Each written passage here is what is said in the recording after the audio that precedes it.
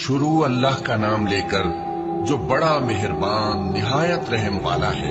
ए पैगंबर सल्लल्लाहु अलैहि वसल्लम, जो औरत तुमसे अपने शौहर के बारे में बहस व जिदाल करती और अल्लाह से शिकायत रंजो मलाल करती थी, अल्लाह ने उसकी इल्तिजा सुन ली और अल्लाह तुम दोनों की गुफ्तगू सुन रहा था।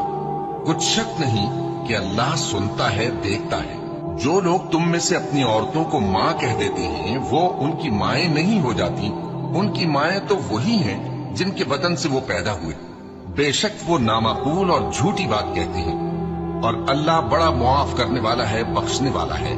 और जो लोग अपनी बीवियों को माँ कह बैठे फिर अपने कौल से रुजू कर लें, तो उनको कुर्बत से पहले एक गुलाम आजाद करना जरूर है।